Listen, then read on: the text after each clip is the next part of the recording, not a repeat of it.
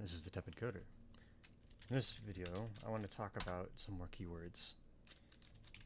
I think in this one I want to talk about the register keyword. It's not something that you'll probably need to use, but it's something interesting to know about in case you see it in code. So when you're writing code like int I equals 0 and a equals 5, whatever, the compiler has to determine which variables are used a lot, and based on that, it should try to keep the most frequently used ones in registers. Like if you're in x64, it'd be RAX, RBX, RCX, RDX. There's like R1, I think, R dot dot, up to like R15 or something. I don't know. Anyway, it has to make that call. And sometimes in the past, the compilers would make bad choices about which is the appropriate variable to put in registers in order to make the code as fast as possible. Every time it has to put something into a register, it means it's doing a read from RAM, which is really slow compared to just having stuff already in the registers ready to be used for calculations.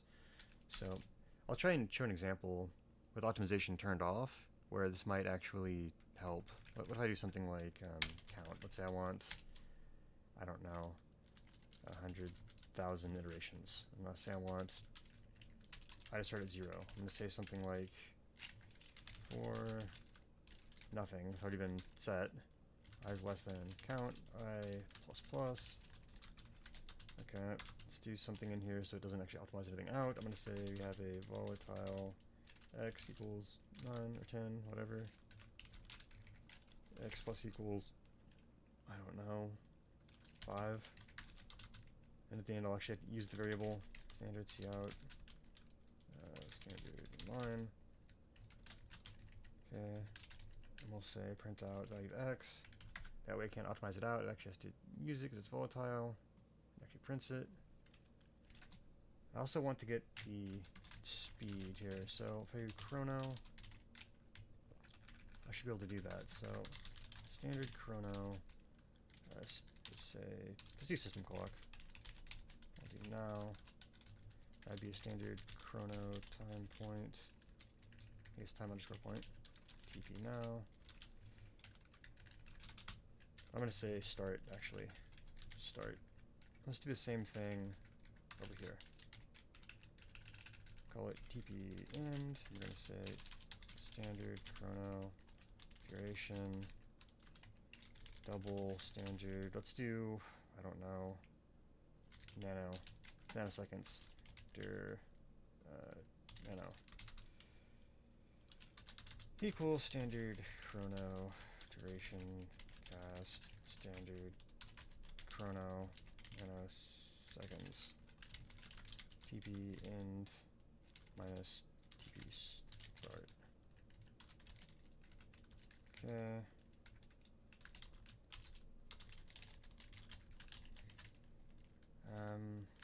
Time elapsed is going to be dir nano.count nanoseconds.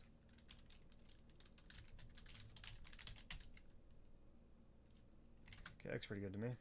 Let's give that a try.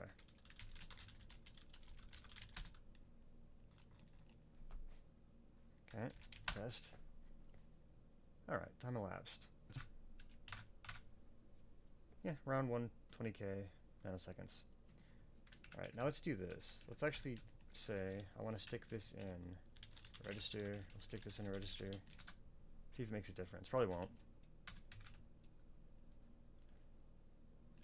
Ooh, C++ 17 does not allow the register class specifier. Okay. So it's actually going to do anything. So if I do this with standard equals, let's say C++ 14.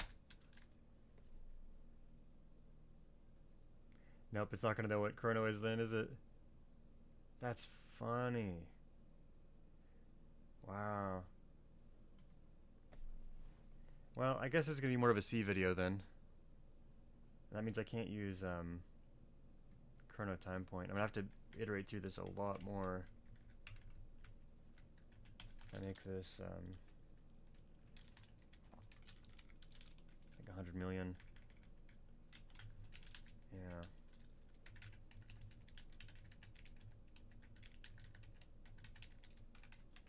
Okay, well in that case I'll just do this. Time t, tt, start equals time 0, basically null pointer.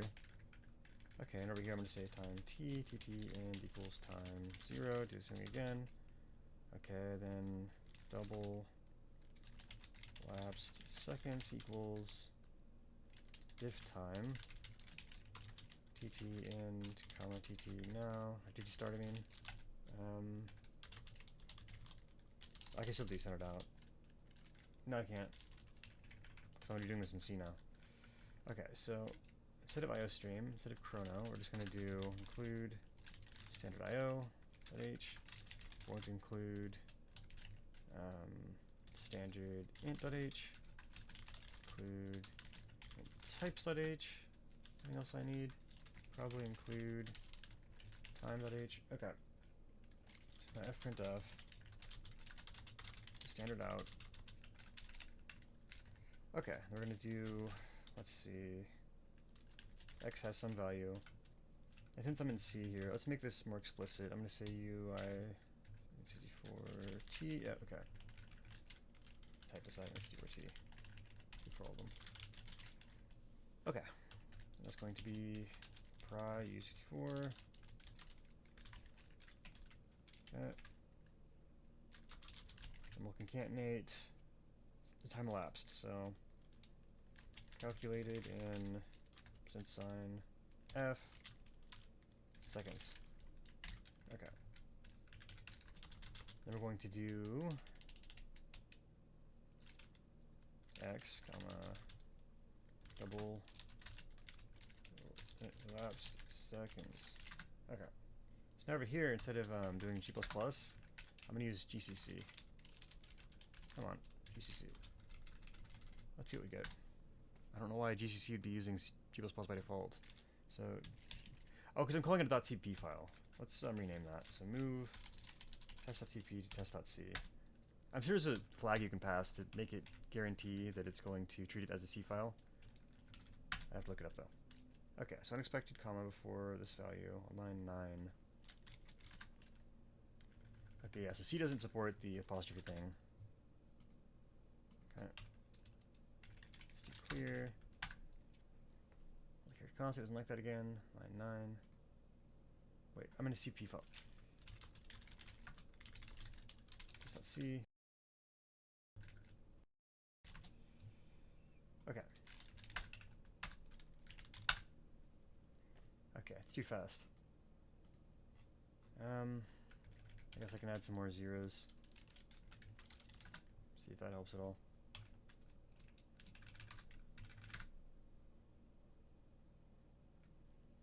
Well, it's definitely taken over a second, isn't it?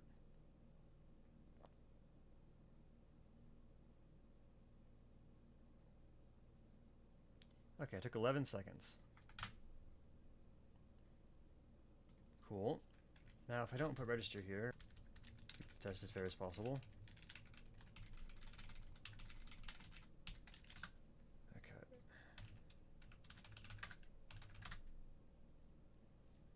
We'll see if it's any slower or any faster. I'm suspecting it's probably going to be the same speed. It was 11 seconds, I believe. 11 seconds again. Now let's do this. Let's say -0, so no optimization. Now I'll run it. 11 seconds. Same speed. Well, I'm going to do one thing then here. I'm going to say we have a whole bunch of variables. I'm going to say we have a float, f equals 9. We have a int, 2 equals 102. We have a, I don't know, int, t, I8 something equals I2 plus int 8tf. Just do a bunch of random calculations here. Double thing equals 9.0. Alright, let's make this a 9.0f. See if that makes a difference.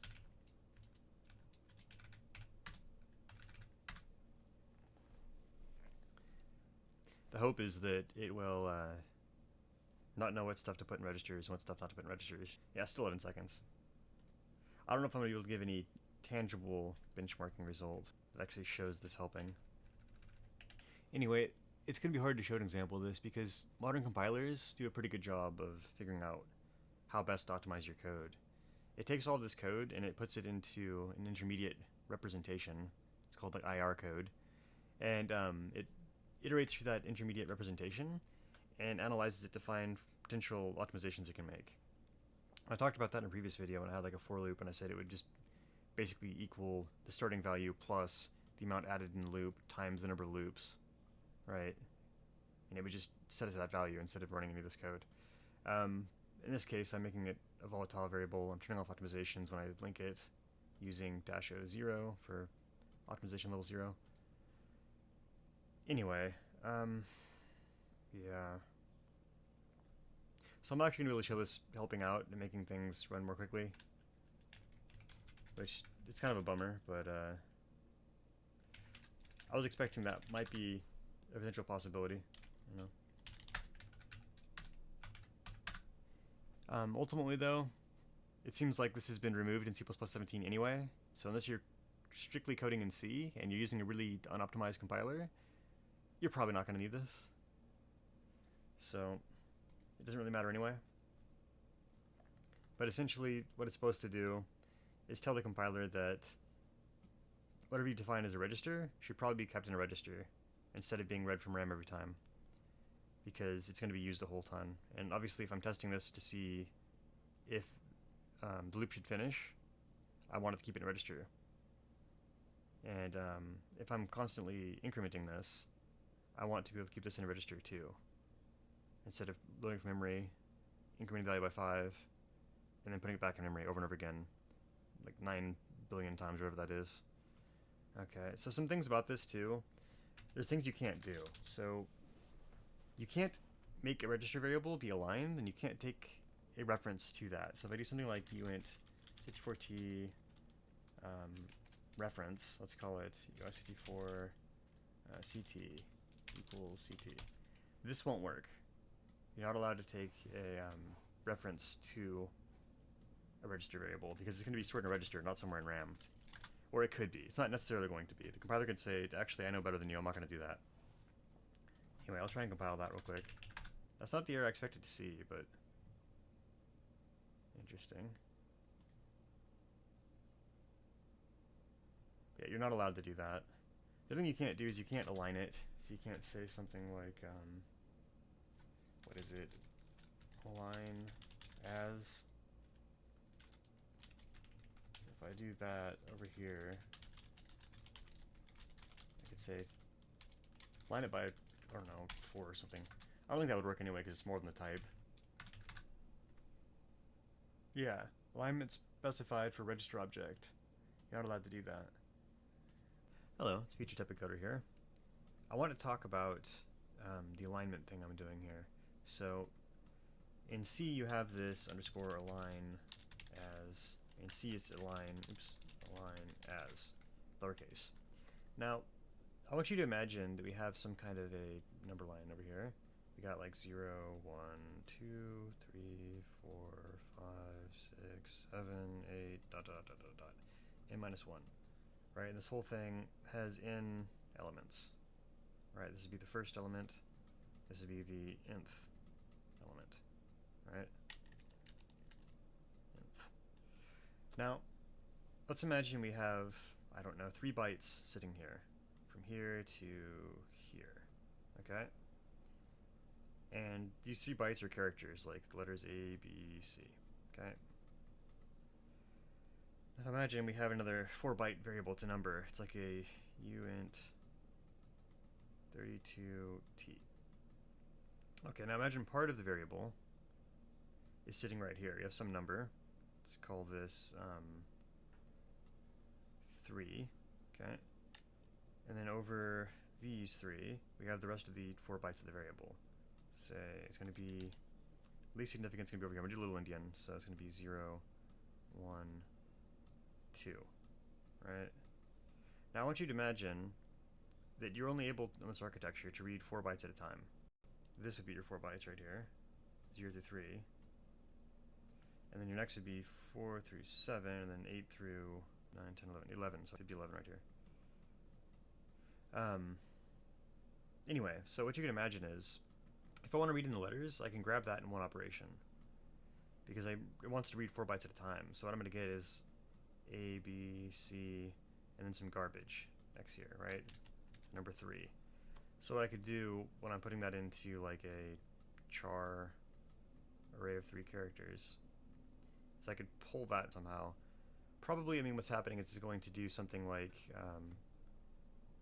well, I don't want to make any assumptions, but it could be reading this 1 byte at a time, doing like a byte pointer, so like move AL, comma, byte pointer, to some offset memory, right, some address. And it might just do that, then increment. So increment, whatever this offset is. This could be stored in like EAX, let's say. So inc EAX. So now we're pointing at the next position in memory. We do the same thing, move AL, comma, byte, PTR, EAX, whatever. And we just grab this one at a time. And that's all well and good. But it's entirely possible that we read the whole thing all at once, because we know that it'll fit in one read. Anyway, point being, we're grabbing this in one read operation. But for this, if you want to grab this uint32t, the unsigned 30-bit integer, I'd have to read this block right here to get this piece. I'd have to read this block over here to get these 3 bytes. So in order to do that, let's see, I have something like, give myself space here. Also, I have uint32t, something rather, ui32, let's call it, equals some initial value v. Okay, and we have ui32, in fact, let's and that, 0x ff. Okay, I'll explain that in a second. So ui32 is going to be left equals 24. So should left 24 times. Then we're going to do ui32 or equals. Then we're going to do like v2, let's say. But it's this. It's going to be that and 0x ff 00, and we'll shift that to right 8 times. Okay. I just kind of want you to imagine these things happening. So the first thing happening here is we're grabbing this and taking the least significant byte out of it. That would be this whole thing being grabbed and grabbing this least significant byte. Okay? And then I'm shifting it to left 24 times. There's 8 bits per byte, so I'm doing that 3 times. So this goes from here to here, then to here, then to here. So it ends up being the most significant byte instead of the least significant. And then what I'm doing is I'm saying, if this is V right here, this is V2. Okay? It's the second value I pulled from memory. There's some garbage over here. Anyway, what I'm going to do now is I'm going to say, take this second value, and I'm going to AND it such that I'm getting the 3 most significant bytes here, these 3, and I have 0, 0 for the least significant, which is this x here we don't care about. So I'm grabbing just these values, and I'm shifting it to the right 8 times. So this is going to end up here, this ends up here, this ends up here. So this goes here, this goes here, this goes here. So now that I have that, I basically have like 0 and then 2, 1, 0, right? Because it got slid over. And then what I'm doing is I'm ORing that in. And what I had over here, this 3 right here, got pushed over. So we have 3, 0, 0, 0. So this 3 ends up here, we get 3, and we have zeros. So we have 2, 1, 0 when we OR it in. Gives me that number. So now I have this value read into this variable. Now this is all happening in the background with registers, and it's probably happening at the CPU level. Regardless of what the compiler actually compiles the code to do, the compiler doesn't really specify how memory is going to be aligned on the platform that you're running your code. So the reason you might want to care about how things are aligned is if you know specifically that you're targeting a platform that can only do 4-byte reads, you can avoid having your variables be broken up into 2 chunks like this. If I can do a single read and get my entire variable, that's better, because I'm only doing 1 read. And remember, the reads are going to be based on your RAM speed, which are measured in megahertz instead of gigahertz, so it's 3 orders of magnitude slower. So if I did some kind of align as thing here on a variable, one is like a char C3, so I have array of 3 characters. I guess it would just be AB with a 0 at the end, right? Anyway, you can also imagine right after that I have something like uint32t, ui32. If I don't say specifically this is aligned as 32, it might not be where I want it to be, and I'll get this problem I just showed here. However, if I put align as, instead I'm doing this, char C3 equals AB. And then over here I say align as 32. I guess it'd be 4 bytes. Unit 32, UI 32. Okay. In this case, it's going to force it to have that alignment, and the way it's going to do that is it's going to say, okay, this character thing takes up 3 bytes, right?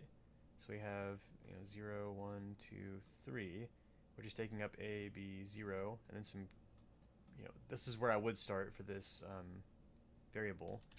But because I want it to be aligned to 4 bytes, it's now going to just skip this and put any kind of garbage here. We don't care what's there. It's just empty space. And then on the next pair of 4, there's going to be 4, 5, 6, 7. That's where my variable is going to be.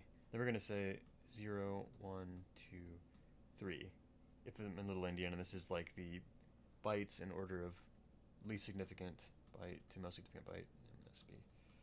Right? So basically, it's just going to leave a hole here in order to make room so that this can be read and written in one operation. So that's what this whole align as thing is for. I just thought I should clear that up in case it was confusing for anybody who hadn't seen that before. Alright, back to past step encoder. Although you shouldn't do align as 4 anyway here. It should have to at least be 16, the size of the type. But if I wanted to, I'd be able to make it 32 or something that's bigger than the type. But the smallest thing you can align to would be the size of the type. And there's a way to do that in C++ too. That's a different keyword. Let me check that real quick. C++ align as... Oh, it's all just lowercase in C++ 11. So, anyway, that's illegal right there. What I could do here, let's get rid of this. Let's pick a different variable.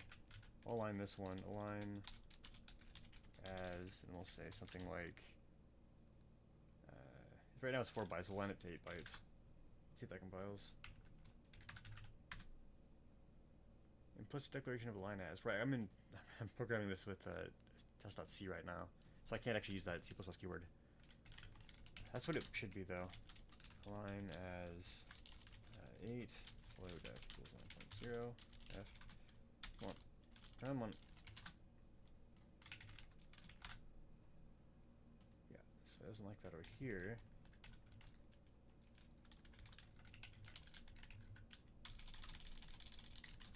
Okay.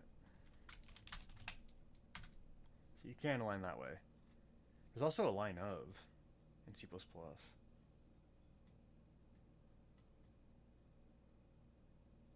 You can find out what the alignment of something is. That'd be used for like a structure or something. So I could do something like just out alignment of struct. I could say, I don't know. Let's do that. Line of, and this has to be a C++ thing though, so I don't know if this is actually gonna work for C. Line of C. There isn't a line of. So C++ it's a line of lowercase. In C it would be underscore a line of. Let's do struct. It's going to be unnamed. I'll just say int A float B double C. So you can imagine 8, 8, and a 4. It's going to align by the biggest type in there. Probably it's going to align to 8 bytes, but it could also align to the size of the entire structure. And this would be padded to the biggest type by default, so it would be 8, 16, and then 24 instead of 20.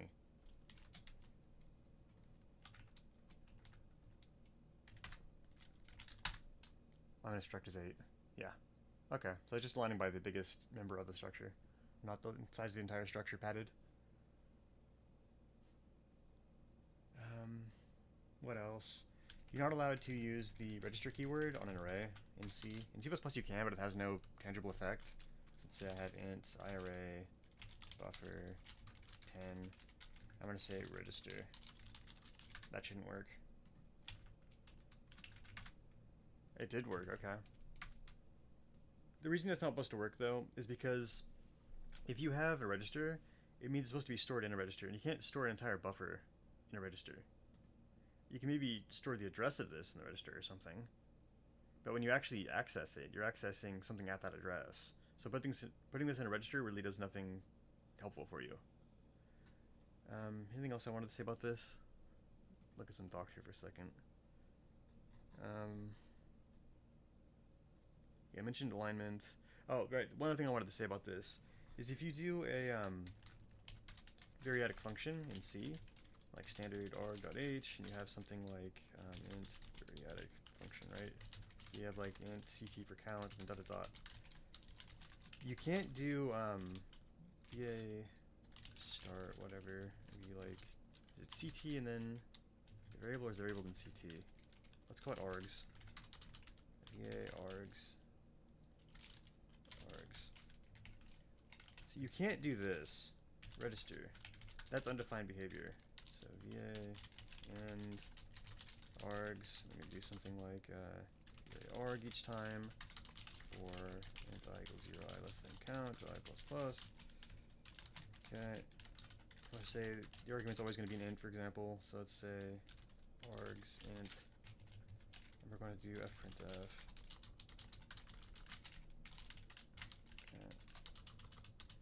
Out. And we'll do percent sign, it's going to be PRI U64.